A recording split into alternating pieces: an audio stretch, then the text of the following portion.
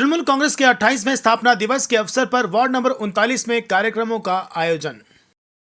तृणमूल कांग्रेस के 28वें स्थापना दिवस के अवसर पर कोलकाता के सभी वार्डों की तरह वार्ड नंबर 39 में भी कई कार्यक्रम किए गए। पार्टी के स्थापना दिवस के मौके पर काउंसलर मोहम्मद जसीमुद्दीन के नेतृत्व में पार्टी का झंडा फहराया गया और पार्टी के सैकड़ों कार्यकर्ताओं को सम्मानित किया गया। इस अवसर पर जोरा सांखों के विधायक विवेक गुप्ता के हाथों सैकड़ों जरूरतमंदों के बीच कंबल वितरित किए गए। विधायक विवेक गुप्ता और काउंसलर मोहम्मद जसीमुद्दीन ने इस कार्यक्रम के जरिए सभी को नए साल की शुभकामनाएं दी और कहा कि आप सभी इसी तरह से ममता बनर्जी सरकार का साथ देते रहिए, क्योंकि केवल ममता बनर्जी ही हैं जो पूरे देश में गरीबों के लिए बीजेपी के खिलाफ संघर्ष कर रही हैं। कार्यक्रम में क्षेत्रीय निवासियों के बीच भाईचारे और समर्थन का संदेश दिया गया। सर यहाँ से बनर्जी अभिषेक बनर्जी ने हमेशा तृणमूल के हर कर्मी को एक ही स्लोगन दिया है, मानुष के काजे। तो हम लोग हमेशा मानुष के काज में 39 नंबर वार्ड में हर साल जसीम भाई बहुत धूमधाम से इस कार्यक्रम को करते हैं। आप देख रहे कई लोगों को, और जसीम भाई ने सबको कहा है करीब यहाँ 4-5 हज़ार लोगों को कंबल मिलेगा, कई लोगों को केक मिलेगा। यहाँ पर जसीम भाई ने कहा है कि केक ख़त्म नहीं होगा जब तक लोग आते जाएंगे। ये देखिए केक एक सिंबल है खुशी का, जश्न का। आज नया साल है, लोग अपने अपने परिवार के साथ जश्न उत्सव बनाना चाहते हैं। जसीम भाई और हमारी पूरी टीम ने यही किया है कि सबको उत्सव बने, सब खुशी का माहौल हो और यहाँ पर लोग एक साथ जैसे हमेशा रहते हैं वैसे रहते हैं।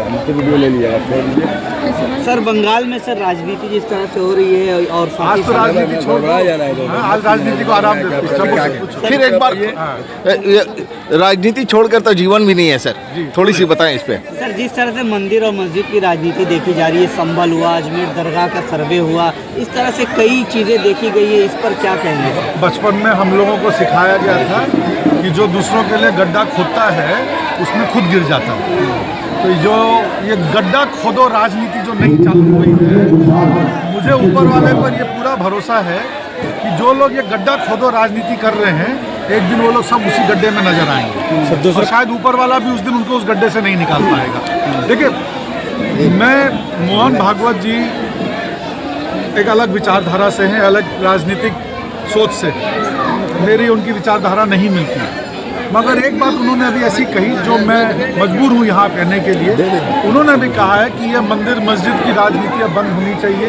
ये मंदिरों को परेशान करने का, खोजने में, ये जो मस्जिदों को परेशान करने में खोजने का ये जो काम है, ये बंद होना चाहिए। इसकी अब कोई ज़रूरत नहीं है। मुझे लगता है अब उनके परिवार वाले उन्हीं की नहीं सुन रहे हैं तो मैं क्या कहूँ। प्रधानमंत्री जी अब ये सब लोग अपनी ही नहीं सुन रहे तो हम क्या कहें।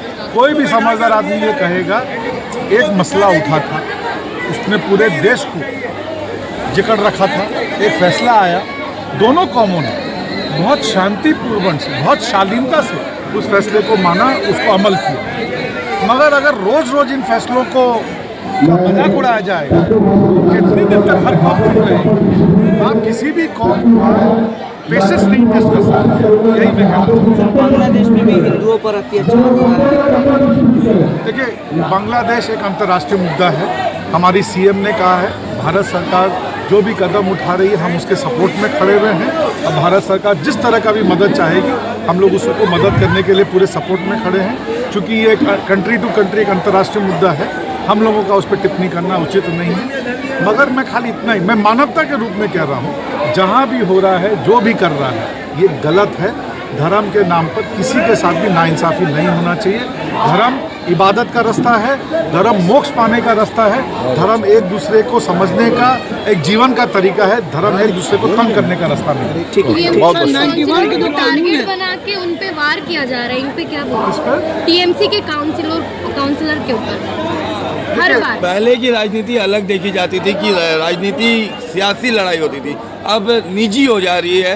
इस बारे में क्या कहेंगे? मैंने अपने भाषण में कहा कि भाई एक पार्टी में पोस्ट एक ही को मिलता है, बाकी सब सहकर्मी होते हैं। देखिए, आज ये जो काउंसलर पर अटैक हो रहा है, अब मुझे नहीं पता कि ये इंटरनल अटैक है कि कोई उसके राजनीतिक दुश्मन करा रहे हैं या कौन करा रहे हैं, तो जांच पड़ताल होगी तब पता चलेगा। मगर मैं इतना ज़रूर कहना चाहता हूँ, क्योंकि आपने ये सवाल उठाया है कि हमारे जितने भी कर्मी हैं, परिवार बड़ा हो रहा है।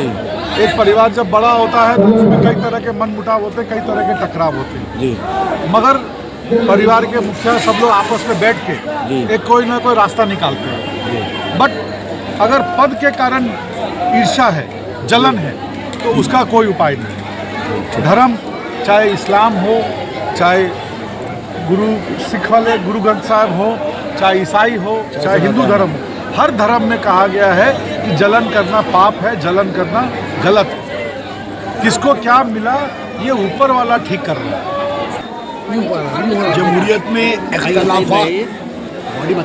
जमहूरियत में इख्तलाफात, तंगीद और इल्ज़ामात सियासत में जो है, पकड़ लेना, हम सब सियासतदानों का ये जेवर है। जमहूरियत में इख्तलाफात रहेंगे, तंकीदें रहेंगी, इल्ज़ामात रहेंगे, लेकिन इल्ज़ामात और हक़ायक़ दोनों ज़मीन और आसमान है।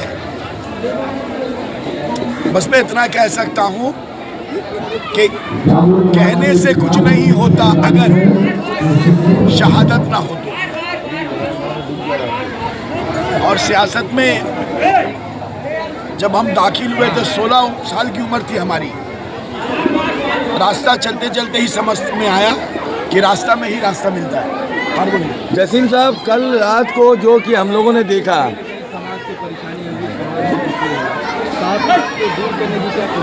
हमारी पूरी कोशिश है, हम लोग कोशिश में लगे हुए हैं।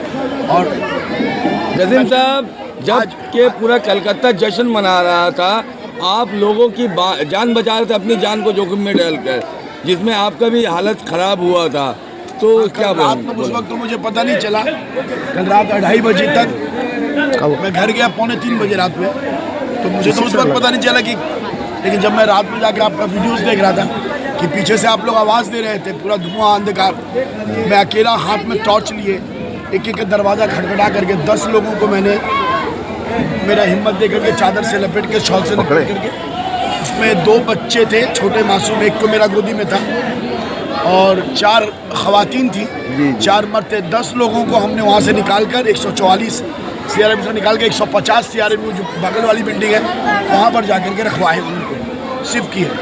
तो मुझे खुद भी नहीं पता है, बस मेरा एक जुनून था, मुझे मालूम है क्योंकि मैं बचपन से जोगलहट्टी में मेरा 1993 से जो है सियासत शुरू किया मैंने उसी जगह से, तो मुझे मालूम है कि वहाँ कुछ रेसिडेंट्स रहते हैं, 150 में रेसिडेंट्स रखते हैं। और मैं कल भी नहीं बोला, लेकिन आज बस इतना बोलना चाहता हूँ कि वो सारे के सारे जो हैं हिंदू मज़हब से थे, लेकिन उनको रेस्क्यू करने वाला तमाम का तमाम मुसलमान था। यही हमारी रवायत है।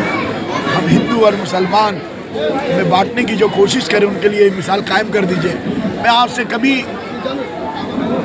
कुछ नहीं मांगता हूँ, आज एक चीज़ मांगता हूँ फर्स्ट डे में कि कम से कम आप कल का पूरा घटना को एक स्टोरी बना करके ये मैसेज दीजिए कि कल जोगलहट्टी के तमाम लोग, इस्त्राब में जितने भी लोग थे सब मुसलमान थे, 99.9%।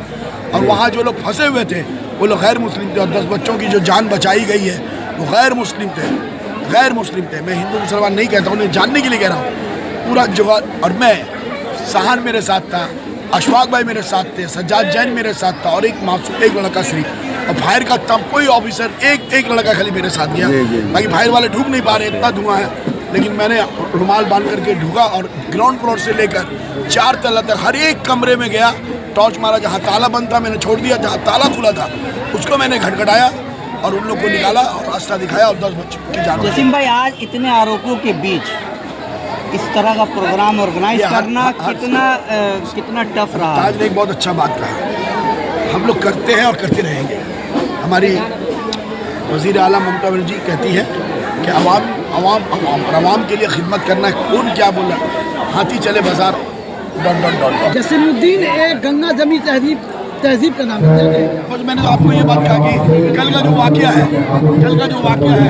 आप उसको एक मेरे ख्याल से सहान और हालात ठीक ठीक आप बोलिए ना, आप बोलिए ना। मेरा बच्चा छोड़िए ना। हम सबको रिक्वेस्ट करेंगे कि आप ये कलकत्ता के लोगों को दिखाओ कि किस तरह से जो नफरत का सियासत होता है हमें तकसीम करनी जाती है। और कल का जो वाकया हुआ है, 10 लोग जो जान बचाए गए हैं, उसमें तमाम बस्ती के मुसलमान चारों तरफ से बस्ती, आपने देखा जो लड़के टाली में चढ़े हुए हैं, अभी इतना टाली टूट गया है, अभी हमको यहाँ से भी वहाँ जाना पड़ेगा। कल मिस्त्री लगा के जितना टाली बाद में ले लीजिए, अदरवाइज मत लीजिए। मैं चाहता हूँ आप आगे बढ़ो थोड़ा। अभी इसके बारे में हमको कोई रिपोर्ट पूरा दिया नहीं किया है। जब रिपोर्ट आएगा इंशाल्लाह जरूर आप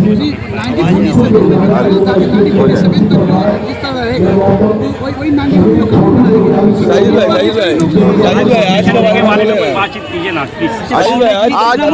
तृणमूल कांग्रेस के फाउंडेशन डे के मौके पर आज क्या कहेंगे? जिस तरह से 28 साल हो गया तृणमूल कांग्रेस का, तो कितना चेंजेस देखते हैं बंगाल में? बहुत सारा चेंजेस बंगाल में आया है और हम लोग बहुत खुशनसीब हैं कि हम लोग के चीफ मिनिस्टर बहुत अच्छी तरीके से बंगाल को लेकर के चल रही, जिनके साथ हम लोग जुड़े हुए हैं।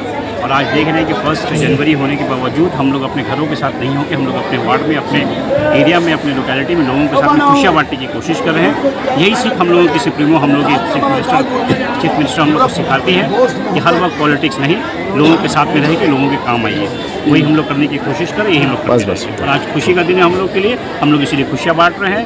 मिठाई के तौर पर जसीम भाई केक दे रहे हैं, केक के तौर पर, लीमू के तौर पर। और क्योंकि ठंड का वक्त है इसीलिए साथ साथ में हर साल जैसे मैं कंबल बांटते हैं, इस साल भी कंबल बांट रहे हैं। लोगों के ज़रूरत में खड़े हो रहे हैं, जो सबसे ज़रूरी चीज़ है। 39 नंबर वार्ड में बहुत सारे इल्ज़ाम लग रहे हैं काउंसलर पे, उनके बारे में क्या ये सब चलता रहेगा, कोई बात नहीं, लाइफ है। 19-20 आगे पीछे होता रहेगा। आज फाउंडेशन का दिन आप लोग आइए, आप लोग केक खा करके मुँह मीठा करके आ सकते हैं। आपने भी